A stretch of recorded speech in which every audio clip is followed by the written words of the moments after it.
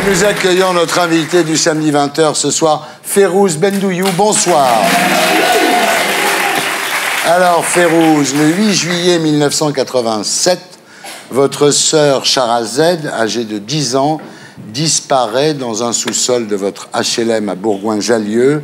Ni elle ni son corps n'ont été retrouvés. Elle fait partie des disparus de l'Isère. Une affaire qui vient à nouveau de faire la une avec la destruction par la justice d'un certain nombre de corps comme de vulgaires scellés. Tout à fait. On passe maintenant à notre invité du samedi.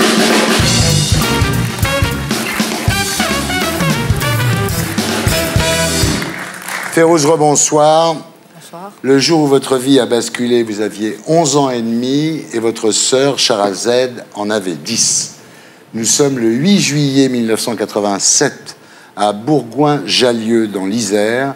Il est environ 13 heures. Charazed veut sortir jouer avec ses copains, mais votre mère ne la laisse pas sortir seule sans vous.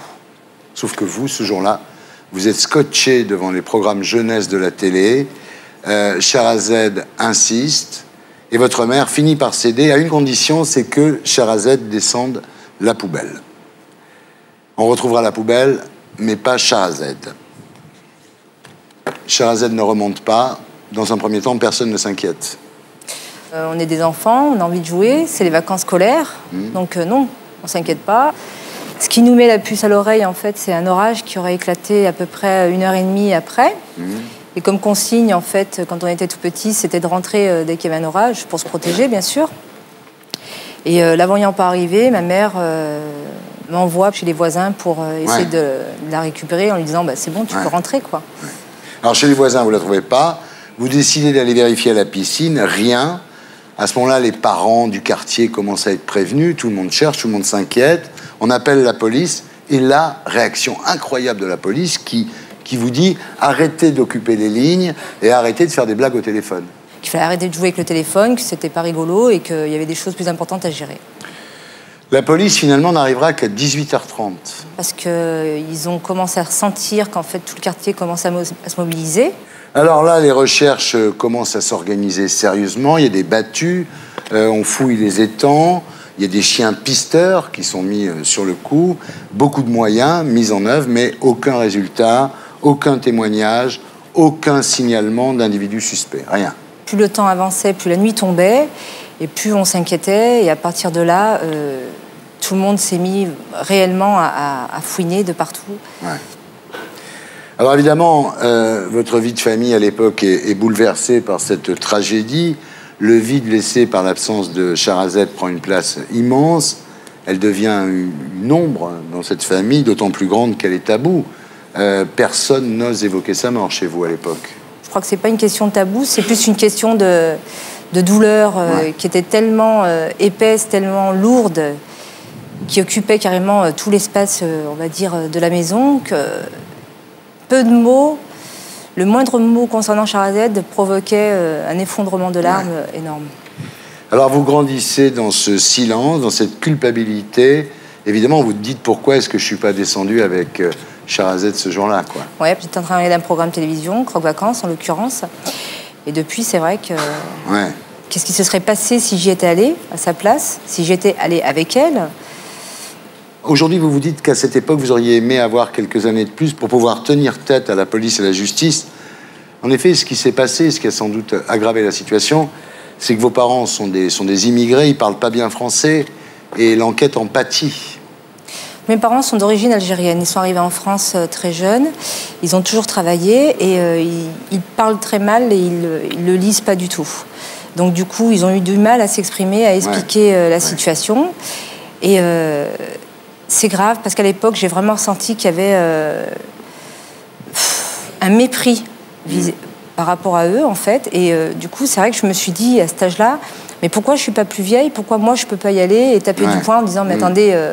c'est pas parce qu'ils comprennent pas qu'il faut les prendre pour des imbéciles, quoi. C'est quand même des êtres humains.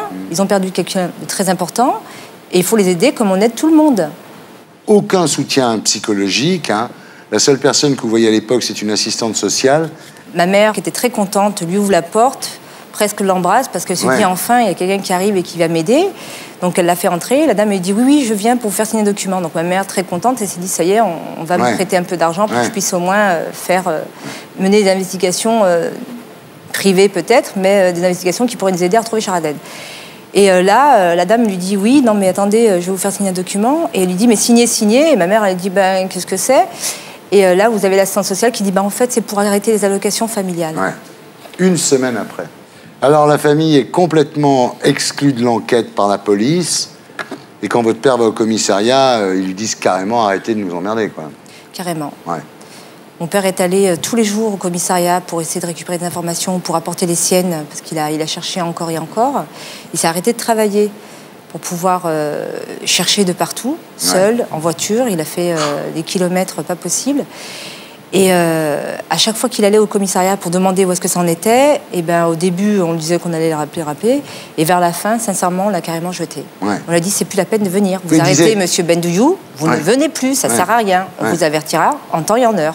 Et alors, quand votre famille demande à voir le dossier, vous êtes renvoyé sur Grenoble, ensuite de Grenoble à Bourgoin, de Bourgoin à Lyon. Enfin, finalement, vous êtes perdu devant cette administration. On n'a jamais su où était le dossier de Charazed. On ne savait pas du tout qui s'en occupait. On ne savait pas si c'était le RCRPJ de Lyon, on ne savait pas si c'était le commissariat, on ne savait pas si c'était la gendarmerie. Et dès qu'on allait vers l'un ou vers l'autre, ils nous renvoyaient en fait vers l'un et vers l'autre.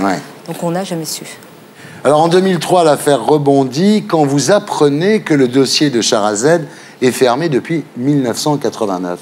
Vous apprenez 15 ans après qu'en fait le dossier a été clos et personne n'a averti la famille. Personne. J'ai commencé à avoir la puce à l'oreille, en fait, vers l'âge de 17-18 ans, parce que je devais passer mon permis de conduire. Et je me suis rendue au commissariat de Bourgoin-Jallieu, justement, parce que j'avais besoin d'un document. Et de là, je rencontre l'enquêteur qui s'est occupé du dossier de ma sœur. Et en me voyant, il s'assoit derrière son bureau et il me regarde et il me fait « Vous avez retrouvé Charazed ?» Alors moi, je le regarde comme ça, je lui dis « Mais attendez, monsieur, ça fait un petit moment qu'on essaie de vous donner des informations. Vous nous avez dit de ne plus revenir. À chaque fois que mon père est venu, vous l'avez jeté. Vous ne pouvez pas m'annoncer ça comme ça. Le dossier, il est en cours. En principe, on recherche. » Il me dit, moi, je suis au courant de rien. Voilà, donc depuis 1989, Charazed n'est plus dans les fichiers des personnes disparues. Donc ça veut dire que si un corps d'enfant mort est retrouvé, il n'y a pas de possibilité de faire le lien. Il n'y a aucun lien possible, parce que les gendarmes ne sont pas informés. Il y a une missive qui leur apparaît quand il y a une personne qui est portée disparue avec les informations nécessaires. Là, ça n'a pas été le cas. Donc, depuis 1989 jusqu'en 2003, elle n'a absolument jamais été inscrite sur le fichier des personnes recherchées. Donc, elle n'a jamais été recherchée. Donc, on ne l'a jamais trouvée. Alors, en 2005, vous êtes convoqué par le procureur. Donc là, pareil, vous vous dites, tiens, il se passe peut-être un truc. Voilà, vous êtes excité, vous y allez. Et arrivé là-bas, devant le bureau, en fait, il me regarde et il me dit, bon, ben voilà, en fait, je viens vous annoncer qu'on boucle le dossier, on a fini, il n'y a rien d'intéressant, il n'y a rien, donc c'est pas la peine. Et après, il me regarde et puis il me dit, puis surtout, vous évitez de parler à la presse parce que je ne comprends pas pourquoi vous avez écrit mon nom comme ça, il y a un D ou il n'y en a pas, je ne sais plus, et voilà. Et donc là, je regarde comme ça, complètement hébétée, je dis, mais vous m'avez fait venir pour ça ? Et là, je suis repartie, mais complètement dépitée, rebelote, on recommence. Alors vous êtes très déterminé, hein. Vous commencez à vous adresser aux médias, vous créez un site internet, vous prenez enfin une avocate, ce qui effectivement d'un seul coup simplifie beaucoup les choses, et vous obtenez la création d'une cellule baptisée Mineur 38, donc, qui est chargée de retrouver ces 9 mineurs disparus dans l'Isère. 38, c'est le nom du département de l'Isère. Il y a un numéro vert qui est créé, il y a une douzaine d'enquêteurs qui sont mis sur le coup. Alors, ce qui est terrible, c'est que le fait que le numéro vert soit hors service, vous l'apprenez complètement par hasard. C'était lors d'une émission avec Pradel, radio, Café Crime. Pradel, voilà. Et donc on me demandait un peu d'expliquer, de relater les faits. Donc j'ai expliqué tout. Puis à un moment donné, je fais mon appel à témoins comme je le fais à chaque fois parce que il me semble très important, parce que personne n'a relancé ce fameux numéro, donc personne ne le connaît. Donc personne ne peut nous renvoyer des informations. Donc régulièrement, dès que je passe dans les médias, je l'annonce. Et là, le monsieur Maître Pradel me coupe. Et là, il me dit, non, mais Madame Bendouyou, le numéro, il n'est plus activé depuis 6 semaines. Et là, je tombe des nues, je dis, mais c'est impossible. On n'est pas au courant. L'auteur de ces crimes est le même pour tous ces 9 crimes à votre Donc avis? c'est pour ça qu'on avait lancé la cellule 1938, pour justement essayer de voir si c'était une seule personne qui avait commis tous ces crimes ou si c'était plusieurs. Voilà. Donc c'était de trouver le maximum de renseignements pour pouvoir faire des corrélations possibles entre les dossiers. Parce que 9 fois sans trouver, c'est quand même beaucoup. C'est trop. Oui, même une fois, c'est trop. Et puis voilà, et l'affaire rebondit une dernière fois, donc lorsque la justice détruit 11 corps considérés comme des scellés, comme de vulgaires scellés. Ça a un rapport avec un dossier qui est instruit justement également par le cabinet Seban. Il concerne Ludovic Janvier, qui est porté disparu depuis 1983. Ludovic Janvier n'a jamais été retrouvé non plus. Ouais. Et en 1985, il y a des ossements qui ont été découverts par des spéléologues.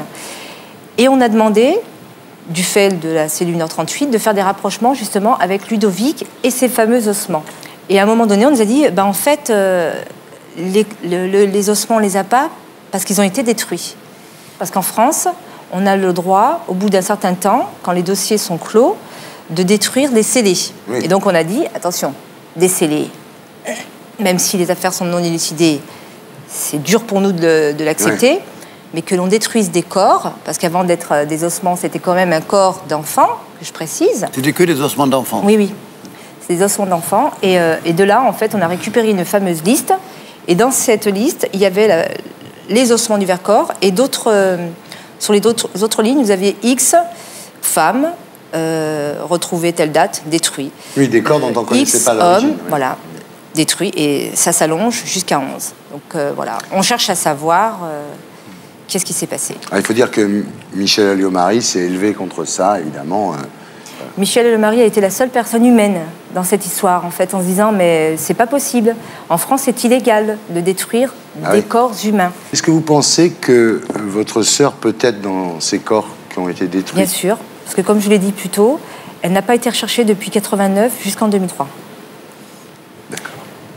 Alors aujourd'hui, Sharazed est disparue depuis 23 ans. Pourquoi continuez-vous le combat, Férouz? Parce que je veux la retrouver. Je ne vous cache pas que quand on lit tous ces dossiers, je ne l'imagine pas vivante.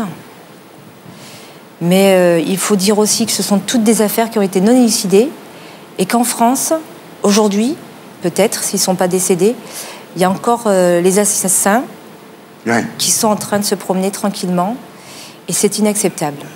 Vous dites, tant que Sharazed ne reposera pas en paix, je serai en guerre.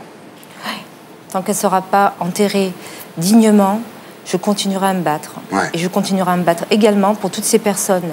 Parce qu'on oublie, dans cette histoire de scandale, des ossements qui ont été détruits et des cadavres qui ont été détruits, que la question essentielle, c'est de se dire, qui sont ces 12 personnes? Vous arrivez à travailler, à avoir une vie normale à côté de ça? Je fais ce que je peux.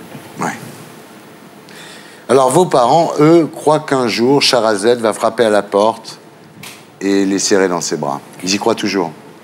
Pour mes parents, pour un grand nombre de ma famille, c'est très difficile de s'avouer probablement décédée. Pour eux, c'est plus rassurant de se dire, bon, on va la retrouver, elle va arriver, elle va frapper à la porte et... D'accord. Hervé? Vous voyez, derrière ça, il y a aussi la question du conseil, de l'assistance et de l'aide aux victimes. Qui n'existe pas. Parce qu'en fait, on voit bien qu'il y a des grandes carences en la matière. Et ce dont on a besoin quand on est face à une telle tragédie, face à un tel drame, c'est qu'on puisse répondre à vos questions. Bien. Merci de votre témoignage, en tous les cas, Férouz. C'est moi qui vous remercie. Et pour être sûr de ne rien rater de Inarditube, abonnez-vous et mettez un pouce bleu.